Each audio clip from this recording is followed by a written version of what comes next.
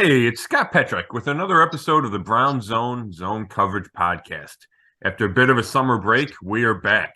That means football is right around the corner. Quarterbacks and rookies report to Berea for training camp next week, and the first Browns full squad practice is July 22nd in West Virginia.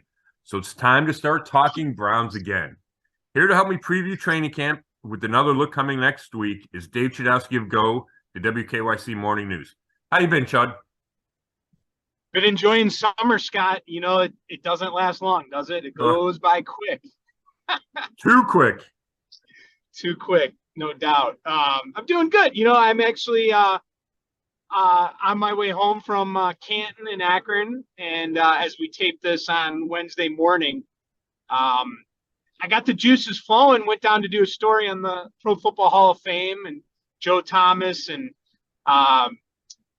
got to go inside to see where, his bus is going to go. And I just got the juices flowing. I'm excited. And, Canton's excited and Northeast Ohio's excited. That game sold out. And the enshrinement ceremony is close to being sold out. I'm telling you, that is going to be a wild week when Thomas gets enshrined and the Browns play the Jets.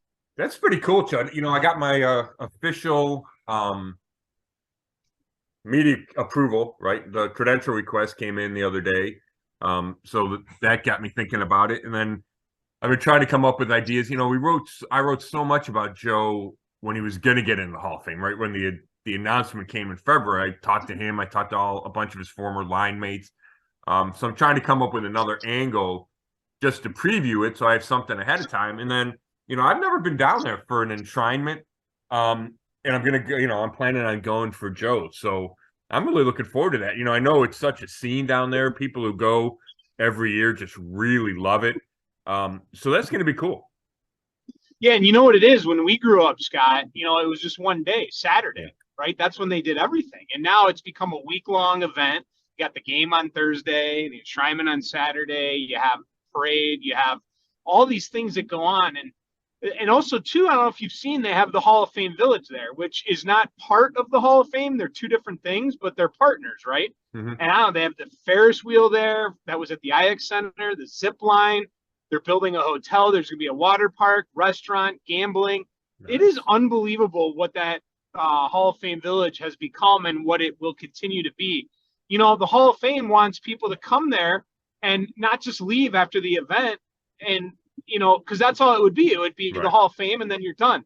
So the Hall of Fame game drags you there or brings you there, and then the Hall of Fame Village keeps you there to do other things. And then it's stuff you can do not just that week, but all during times that it's open. So it's pretty interesting down there. And, another thing about the Hall of Fame is, we take it for granted, I think, in Northeast Ohio. I don't know if we realize how lucky we are. We have that facility. I mean, it is the football museum. I mean, it is the Pro Football Hall of Fame, and it's right in our backyard. Yeah, you're 100% right. I know that. We covered it. The Browns had a practice down there last year. I think it was a mini camp practice. So we were down there. I didn't go into the hall. So it's been a while since I've toured the hall. But I know that if I lived somewhere else, that if I were going this way, I certainly would stop, probably maybe even more than I do now. So you're right. I mean, it's like the Rock and Roll Hall of Fame, right? I drive by it all the time, and it's probably been 5 years since I've been in it, right? So I think you're right. I think you just kind of take it for granted. But it's cool, and I know every time I go inside, I'm glad I did. Yeah, no doubt. So what are we working on here? Boy, we are getting close. A week from Friday is when you head to West Virginia, right? Yeah, going to be down there for the whole. We're going to drive down the 21st. So, a week from Friday. And then they start the 22nd, and they practice 8 times with one off day. So then the 30th will be a quick practice, and then we'll get in the car and come home. That's almost 10 full days down there. It's a long time to be down there middle of summer. But it's worth it. I tried to figure out a way to be able to cover, how the media business is today. And it's just, I told all my bosses, we need to be there, right? To start a training camp, there's excitement for every Browns season. I think there's a lot of excitement for this season in particular. The moves that were made in the offseason, a full Deshaun Watson season, right? Hopefully, from a Browns perspective, all the rust was knocked off in those 6 games last year, and he's back to being the Pro Bowl quarterback that he was with Houston. So I just think there's a lot of excitement. And I mean, you've covered enough training camps in Berea, Chud. That beginning, there's the excitement. You get a bunch of interviews right at the start, and that'll get me through the first few days, right? And, you get some one-on-one interviews I'm looking forward to. And then day 3 or 4, you really kick into the big-time practices. It's the first time you see pads come out, right? You start to see the one-on-ones, the corners versus receivers, the O-line versus the D-line, which you don't get to see in OTAs and minicamp because they're not allowed, right? There's not allowed. The contact's not allowed. The one-on-ones aren't allowed. So especially that back half down at the Greenbrier in West Virginia, we're going to see some big-time practices. And then, boom, you get back to Cleveland, and it's Hall of Fame, right? It's Hall of Fame game coming up that Thursday, and then it's a Hall of Fame Saturday, and you'll be, like, in the midst of the grind of training camp. So I just thought it was incredibly important to be down there. I'm glad I'm going to be able to be down there. And I think there's going to be a lot of good interviews coming out of it, and then a lot of good football to see. And I think fans want to know what's going on down there because for the first time in forever, the Browns are away from Berea. The practices are going to be closed to the public at the Greenbrier. There's going to be 8 open to, I think it's 8 open to fans once they come back to Berea. But I'm going to be glad to be down there to kind of keep everybody informed on what's going on down there. Yeah, and there's going to be breaking news with this Browns team. There's always going to be something, Yeah, no, you're right. There's injury. I mean, the first thing pops in my head is injuries, right? Because those happen in training camp. But then you have anything else, right? Do they sign somebody? Do they bring somebody in? Just what happens. Are they doing the bonding that Kevin Stefanski wants, right? I don't know if that's going to be tangible. I don't know if we'll get any kind of good eyewitness accounts of that. But that's one of the reasons that Stefanski that he's taking this team to West Virginia for a week plus, is he wanted to break up the training camp because it's going to be longer. So it's at least a week longer because of the Hall of Fame game and the need to prepare for that, earlier than normal. It's just a long off-season period, and he wanted to break it up. He wanted to get off-site, and he feels like that's a good time to build team chemistry. Guys have to be together. They're forced to be together. They spend 9-10 days, just them, right? Just the team in this kind of a bubble, and he thinks that's really good. And, if we flash back to a year ago, the Browns had some camaraderie issues, right? We had John Johnson III saying not everyone gave full commitment. We had Jadeveon Clowney taking shots at Myles Garrett and saying he got preferential treatment. And those are just the first 2 that pop into my head, right? And, if the Browns are going to be everything they think they can be, I think part of that is going to be off the field, and there needs to be an improved chemistry. And Stefanski, and I think the whole organization, realized that in some of the moves, not only going to Greenbrier, but I think some of the free agent acquisitions were designed to help the locker room culture. Signing a guy like Dalvin Tomlinson, even Obo Okoronkwo. These guys are viewed as good locker room guys. And I think the Browns felt that area was a little deficient last year. Yeah, it doesn't help on the field in that time and time again. But I have to imagine the lead story and what people are going to want to know the most, especially right out of the gate, is how does Deshaun Watson look? I mean, let's be honest, right? Yeah, there's no doubt, Chud, and that's going to be the question. And I think we've talked about this, right? But I hate to boil it down to just that because it is more than that, right? It's about the pass rush, right? It's about Jim Schwartz. It's about so much more. But clearly, the top of the list is how does Deshaun Watson play this year? And does he play on a level that's close enough to Pat Mahomes and Joe Burrow, right? And Josh Allen and Justin Herbert and Trevor Lawrence? Like, I could go down the list of the AFC quarterbacks. But does he play significantly better than he did in those 6 games last year? And if he does, then I think this team has a real chance to contend for a playoff spot. And we can say, does that mean AFC North contention? Probably, right? I mean, to me, the Bengals are the clear favorite, but that doesn't mean The Browns can't make a run at them. And a lot of it's just how does Deshaun Watson play? Not that it's all about him, not that the defense can't lift him up, not that Nick Chubb can't carry the offense one day, but quarterbacks, I mean, I'm not telling anything anybody doesn't know. Quarterback's extremely important in this league. In a stacked AFC with a ton of big-time quarterbacks. I didn't even mention Aaron Rodgers. Can Deshaun Watson compete with those guys? Can he stack up? And that, to me, is the number one question facing this team. So ESPN ranked the skills groups in the NFL, and the Browns come in 9th. Thoughts on that? Yeah, Chud, to me, it was probably a little higher than I thought they would have them. I'm not saying they shouldn't have been 9th. I'm just saying, you think, okay, in the top of your head, are the Browns, a top 10 team, because they were real specific. It was all about, it was not quarterback. The quarterback was not included. So it's running backs, tight ends, and then they gave extra weight to the receiver position. And, the Browns have, they write Amari Cooper. You like Amari Cooper. Elijah Moore, the Browns are really high on Elijah Moore. A little bit of an unknown coming from the Jets, right? He had a bad second year, and there was a lot of, he wasn't happy with his role, blah, blah, blah. He didn't play as much. His stats weren't good. He had quarterback issues, right? I mean, we all know the issues that Jets had a quarterback with Zach Wilson. That's why they went and got Aaron Rodgers, right? But it was just interesting trying to see where they fit. And, I think they're high on Amari Cooper, as am I. If Elijah Moore plays like the Browns think he can play, then I think that's a big boon for this skill group. Obviously, Nick Chubb, the rankings gave a lot of love to Nick Chubb as deserving, right? And I think they weighted him higher than they gave your average running back, right? The average running back room was less important because today's NFL, you throw the ball a ton, blah, blah, blah.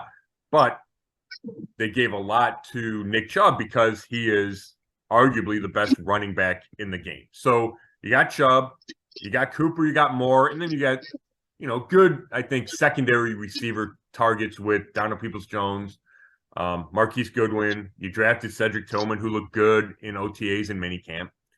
And then you go to tight end, and they're high on David Njoku, right? And we all know he's got all the talent in the world. They're high on him. He was good at times last year. He had some injuries when he was healthy. The Browns really felt like he started to live up to that contract they gave him. So, and I'm actually looking at the ranking chart. I gave you a bad info. They're 12. And 12 seems about right to me. It's interesting. 2021, when they had OBJ and Landry, they were 4th. Last year they were 23rd. So this is a steep bump, right? 23 to 12. It's a significant bump. But if the skill group plays like 12, and then your quarterback plays like a 6 or 7 in the league, and your defense makes a jump, and Myles Garrett plays like a top 3 pass rusher like he is, I think those are the ingredients necessary for this team to be where it wants to be, where it needs to be. I'll tell you this, I am a big fantasy guy, right? Yeah. The fantasy world, big on Elijah Moore. Okay. That's interesting. Yeah. I mean, they need him to be, right? I mean, the Browns, right? We talked so much at the end of last season about how they needed to get better at receiver, right? It was obviously the number one priority. And they went about it by trading for Elijah Moore, signing Marquise Goodwin, and drafting Cedric Tillman. And all you need to know is how confident the Browns are in their new group. And Amari Cooper's healthy, coming off that core muscle injury that slowed him down the last month of the season. They're not interested in DeAndre Hopkins, right? I mean, that guy's a big-time free agent. He's out there. He played with Deshaun Watson, and the Browns don't want him. And that might be a little strong. Not that they don't want him. They're not going to invest heavily in DeAndre Hopkins. They decided he's not a good fit, and he's not worth the money he's asking. But part of the reason he's not a good fit, or the majority of the reason he's not a good fit, is because they made these other moves, and Elijah Moore was the biggest of those moves. And if you watch minicamp practices and OTAs, you saw how the Browns value him. They had him lined up outside. They had him lined up in the slot. They had him lined up in the backfield with Deshaun Watson. And I think they're going to try to find a lot of ways to get the ball in his hands. And I think it's interesting, Chud, that the fantasy world has picked up on that. Yeah, big on him. You know, of course, some were big on him last year. I mean, he just hasn't really come out like a lot of, experts so-called have hoped he would. But, the fact that they don't have to go out and try to take a chance on a savior is because hopefully they already have everything in their room ready to go. That's the hope. Now it's just a matter of, will it happen on the field, right? Exactly. And then the other part of that is you're spending $230 million on your quarterback. He better lift the talent around him, right? Like, it shouldn't have to be, I get you want to support him. You want to surround him with talent, but it shouldn't have to be a perfect supporting cast when you're paying your quarterback that much money, right? Just from a salary cap perspective, from a, I don't know, realistic standpoint, like reality is, okay, this guy's making a ton of money. Let's let him kind of lift the boats around him. And I think that is part of the equation when you look at the construction of the offense. But the Browns have done a lot of work to make it a better situation around Watson. And they haven't had to spend a lot of money to do that, right? Moore is on his rookie contract, so he's cheap. They're not paying Marquise Goodwin a lot of money. They draft Cedric Tillman, right? So they went and signed Jordan Akins, the number 2 tight end, but that's not a ton of money, right? So, probably the most expensive offensive acquisition was off-season acquisition on offense was re-signing Ethan Posett, the center. And even that is not a big-time contract, right? They got him on a good deal. So I think Andrew Berry's done a nice job as he manages the salary cap. He spent a ton of money on defense because that's where the biggest needs were, but he upgraded on offense without having to break the bank. And I think that just plays into the lack of motivation to go get DeAndre Hopkins as well. All right, let's finish up on this. You did a couple one-on-one interviews you want to talk about? Yeah, well, I haven't posted the stories yet because I kind of want to have one a day leading up into the start of training camp. So they'll start over the weekend. But yeah, I talked to Obo Okoronkwo, the defensive end, and just a couple quick takeaways is, to me, when they signed him, right, he was the first, if I'm remembering correctly, the first free agent they agreed to terms with when free agency started in March. So you assumed that he's going to come in and he's going to be the starter opposite Myles Garrett. Well, then the Browns wind up trading for Zadarius Smith in, I don't know if that was the end of May, beginning of June.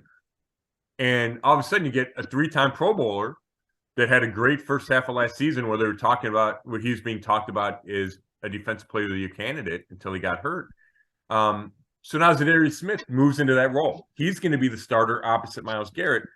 So I asked Obo, I said, how does it, how did you react to that news? And I don't know if it's just his energetic, optimistic personality, but he said it did not bother him. And that he views it as everybody's going to get enough opportunities. Everybody's going to get enough reps that he's not upset that all of a sudden he's probably not starting, right? And I think that's significant for a guy like Obo. He had not been a starter, right, in his first 3 or 4 years in the league. He was always a bench guy. And then the final 8 games of last year with Houston, he gets a chance to start, makes his only 8 starts of his career the second half of last season. I think he got five sacks in those 8 games. Really opened the eyes of the Browns. One of those starts came against the Browns in Houston. And you would think that, okay, he gets those starts. Now he's said, okay, I'm a starter. This is my role. But he's taken it well. And maybe because he thinks it's only a 1-year thing for Smith here, and then he'll eventually be the starter. Maybe he's just a team guy that says, hey, this is best for the team. And, part of it is Jim Schwartz is going to rotate all those guys up front. So there will be reps to go around. When they go the nickel package on defense, They're probably going to move Smith inside to tackle and let Obo and Garrett be on the edges. That's what they did in minicamp when they lined up. So I believe that there will be plenty of opportunities, but I think it's important to point out that he's got the right mindset, at least publicly, but I found him to be genuine when we talked, because I think there's plenty of guys that if they had signed thinking, hey, I'm going to be the starter, and then you go get a guy that's going to take that spot, I'm not sure everybody would have handled that as well as he did. So I think that's interesting. Really energetic. You just see him interact with guys. You see him practice. He's a big energy force to this defense, this defensive line. And then from a playing perspective, he gives you something different than Garrett and Smith. Like those guys are, almost the same size at 6'4", 270-ish. And Obo's smaller. He's leaner. And he's going to come off the edge in a little different way. And he said that he thinks that's going to mess with the offensive tackles. Is because they'll see Zadarius Smith, for a couple snaps or whatever, it's a series, and they have to figure out a way to deal with that big body. And then Obo will come in, and he can get around the corner. Dalvin Tomlinson, the D tackle, just calls him smooth. I think that's his style of play. He's smooth. He's got some bend to him. He's got some counters off the outside rush. So he's, the Browns are counting on him. Obviously, they paid him as a free agent to be another force up front. But if you go the trio of Myles Garrett, Zadarius Smith, Obo Okoronkwo, the Browns are counting on that to be really the force of the defense. And then Jerome Ford, real quick, the running back. Jerome Ford. Right? I mean, Chud, we didn't see him last year, right? Like he got 8 carries for 12 yards. He's a rookie 5th-round pick. The only time we saw him get any significant action was as a kick returner. And he showed flashes there, and you could see how he looked with the ball in his hands. But he's going to have to take a big jump this year. And I get asked a bunch. It's interesting. You do these radio shows, you run into guys, you sit at the bar after softball. And I get a lot of questions about Jerome Ford. And I asked him about that, and he kind of downplayed it. But he knows that there's going to be bigger expectations for him this year because Kareem Hunt's not coming back, right? Kareem Hunt's still a free agent. He's not coming back to the Browns. And Ford's the default number 2, right? It's going to be Nick Chubb and Jerome Ford. Now, unless he, does something to lose that job, unless, Demetric Felton comes out of nowhere and claims that number 2 role at running back, which I don't see happening, it's Jerome Ford's job. And that's why the Browns spent a 5th-round pick on him a year ago. They like him a lot. He had some big moments in the preseason a year ago. But this is a guy that is going to have to fill those shoes of Kareem Hunt and really Dearness Johnson as well, right? Dearness played a bunch in 2021 off the bench, played well, and then last year had didn't get any run because Chubb and Hunt stayed healthy.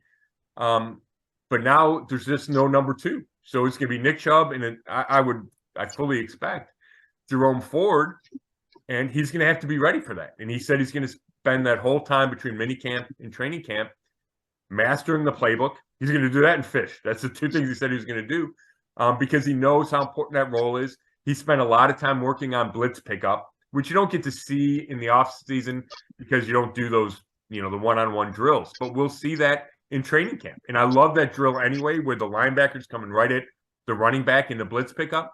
He's got to be able to handle that because if he's a 3rd down back, which to me, that makes sense, right? You're not going to try to take Chubb off the field on 1st and 2nd down very much, but you get him off the field on 3rd down, get him his rest, get somebody else that role. You have a specific 3rd down package that you work on during the week. That can be Ford's role. You got to be able to pick up the blitz. And Stump Mitchell, the running back coach, said they spent a lot of time doing that. They believe he can do it. I don't think he's done that a lot in his career. He's a receiver in high school. He didn't play a ton until his senior year at Cincinnati. But if he shows he can do that, I believe he has the hands to play to catch the ball in the backfield. He can have a big role. And then, Chubb has to miss a game with an injury. I know nobody wants to see that, but that happens. Can he step into that role, right? And there's nobody else on that depth chart.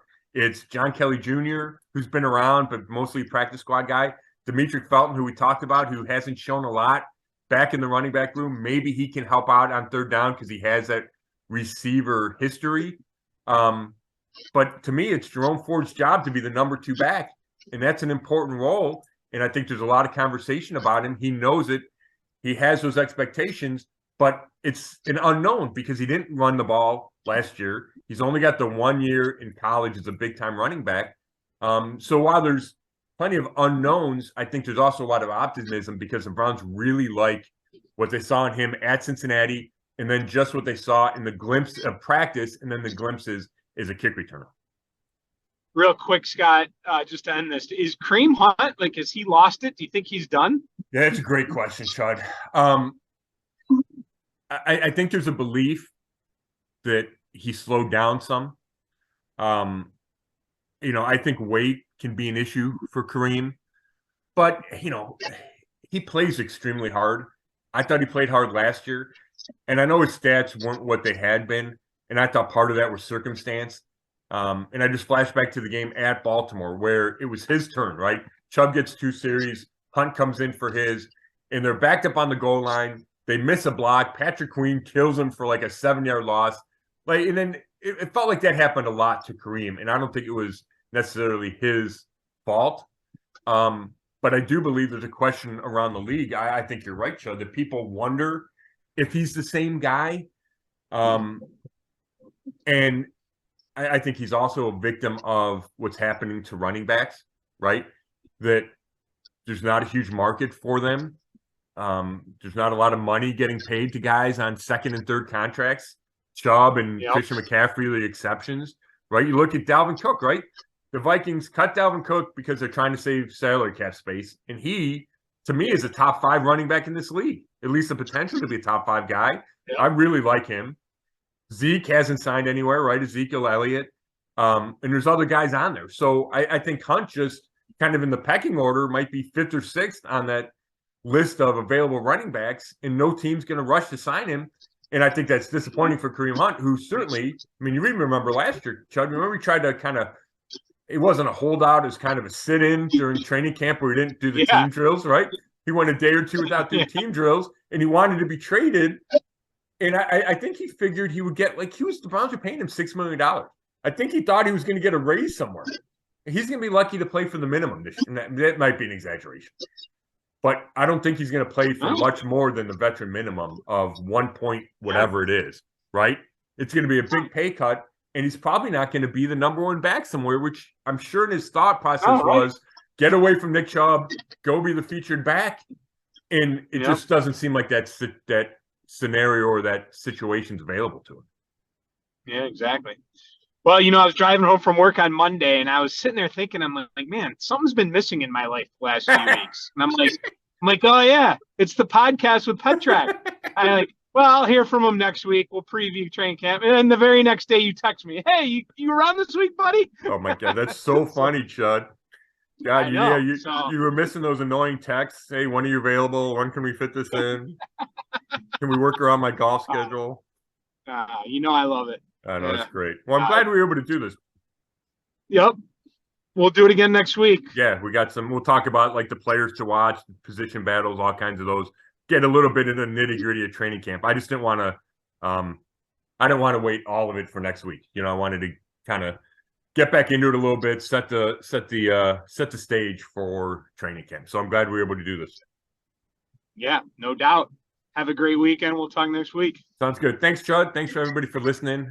This is another episode of the Zone Coverage Podcast, and you can read all my work at brownzone.com. Thanks.